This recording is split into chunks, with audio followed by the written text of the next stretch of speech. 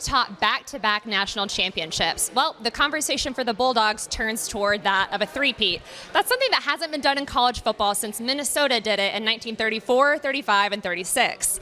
Now, Smart wasn't sure how much a conversation about a team from the 30s would resonate with his players, but he did talk to them about the Chicago Bulls in the 90s and the New Zealand All Blacks, a rugby team that have been wildly dominant over the past century. Regardless of the results this season and whether Georgia can pull off a three-peat, Smart said the biggest thing the Bulldogs have to combat this upcoming season is complacency. To help in that battle, they've adopted a mantra from the All Blacks: better never rests. Most successful sports team in the history of really teams over 100 years. They've had the highest winning percentage. And so we took a deep dive. We took 6 weeks. We took a title and a mantra from them and studied those things for 6 weeks because we don't want complacency. They've done it better than anybody else, and we use that. What drives us for this season is intrinsic motivation. We're not going to be controlled by outside narratives and what people say and who's going to be the quarterback. The intrinsic motivation comes from within and what we decide to do. This team, the 2023 team, is still defining itself. We don't know where that goes. That happens over the course of the rest of the summer and fall camp, but I like where it's at. I love the buy-in. I love the fact these guys love being around each other and they love competing and they love football. I don't care about the three-peat, the two-peat, or the one-peat. I care about complacency. And if the focus is on that and outcomes, I think the rest will take care of itself in terms of allowing our guys to focus on being the best they can be. Chip, Kirby Smart always arrives at SEC Media Days with a mantra of sorts. We've seen chopping wood, we will not be hunted. This year's was better never rests, addressing how Georgia really wants to avoid complacency, which is probably a tough temptation when you're a back-to-back national champion. What do you think of better never rests as a philosophy for this year's Georgia team? Yeah, it is interesting that Kirby comes. We didn't know this about Kirby when he first started, several years ago. I think we all expected. In fact, I saw where some of the national media were talking about he really brings it every year, kind of comes with something. And actually, he, first shared the philosophy of the All Blacks and the fact that they'd been studying them back in the spring. But, that is this year's mantra. It follows some other great ones, including we will not be hunted last year. Chopping wood was a couple of years before that. He even referenced Henry David Thoreau, and success comes to those who aren't or who are too busy to look for it. So, Kirby comes prepared, just like he does for football games, he does for SEC Media Days. And I thought Georgia overall did a good job with their messaging today.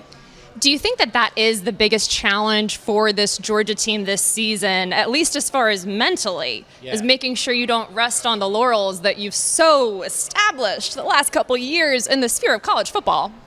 Kirby kind of always talks about this, but he made it infinitely clear that complacency was the biggest threat. And he said he's seen some evidence of it, here and there. And you're always going to have that when you're dealing with 125 human beings, right? Especially those who have had as much success as this team has, winning 29 of the last 30, the last 2 national championships. You can take that for granted real fast. It's been a tumultuous year. And so the biggest takeaway I had today was just how eager these guys are to get back on the field, get back together, and where it's all about football again, as opposed to all the other things. Georgia center Cedric Van Pran, who's a huge vocal leader for this team, did address some of the speeding issues Georgia has said, and he said, we've got to do better. But I thought he did a really good job of spinning it forward and saying, we have to hold ourselves accountable and get better and learn and grow from it. What did you take away from his message? Well, in this regard, whether it be Cedric or Kamari or Brock or Coach Smart, I thought they did a pretty good job of handling the whole thing. And here we are at the end of the day, and it came up a little bit, the off-season problems, and where it did, Georgia handled it as Cedric Van Pran did. He was certainly the leader and will continue to. Let me tell you, Georgia's just really fortunate that Cedric Van Pran decided to come back. This is a guy who his evaluation told you he would be an NFL. He would have been drafted had he decided to enter. The fact that he decided to come back, and as he said, just to be with these guys and to help lead these guys, is a huge feather in the cap. And then you saw that today. Still got camp to go. It's still only July, but Media Days always gets everyone excited, including me. Always gets everyone so excited that college football season is approaching. Did Georgia accomplish what it needed to at Media Days as much as can be accomplished when it's just talking season? Between the messaging, the answers to difficult questions, and then just the overall specter of where they are right now, I thought they did a great job. And this is the starting line, right? For us, for everybody. This is where the season gets kicked off, and I think you're able to see the kind of attention that Georgia is going to garner this season, and the star-studded staff and roster that they have to take it on with. I think it's pretty impressive. Chip, thank you so much for joining me. Thanks to all of you for watching. Make sure you continue to follow along as we cover SEC Media Days here in Nashville.